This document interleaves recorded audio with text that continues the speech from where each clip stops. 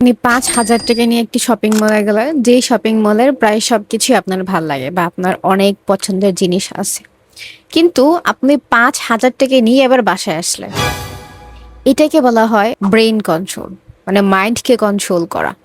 আমাদের অনেক কিছু কিনতে মনে চায়, আমাদের মাইন্ড অনেক কিছু করতে চায়। তো সেটাকে কন্ট্রোল করাটা আসলে খুব মজার একটা ব্যাপার।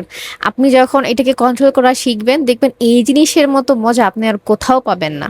আপনি যদি আপনার মাইন্ডকে কন্ট্রোল করতে পারেন, দেখবেন আপনার দ্বারা লাইফে সব কিছুই সম্ভব প্রায়। আমরা আমাদের লাইফে কিচ্ছু করতে পারি না, কারণ আমরা আমাদের মনকে কন্ট্রোল করতে পারি না। সো আপনারা ট্রাই করতে পারেন যে কিভাবে এমন একটা অভ্যাস যেটা আপনার মন অনেক বেশি যায়, তো ওইটাকে কন্ট্রোল করেন যে না, আজকে দেখবো ওইটাকে আমি ধরবো না। সবার আগে স্টার্ট করেন ফোনকে দিয়ে। ফোন আমাদেরকে অনেক বাজেভাবে ড্যামেজ করতেছে। সো এই ফোন থেকে দূরে থাকার জন্য আজকে একটা চ্যালেঞ্জ নেন ১ সপ্তাহের জন্য, যে আমি ফোন থেকে দূরে থাকবো প্রায় ২ ঘন্টা।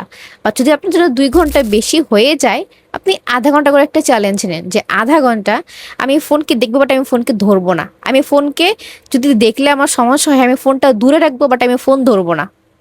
ভাই, আমরা বলি না আমরা অনেক বিজি, আমি তো আজকে অনেক কাজ করে ফেলছি। সারাদিন অনেক বিজি থাকি, তাই না?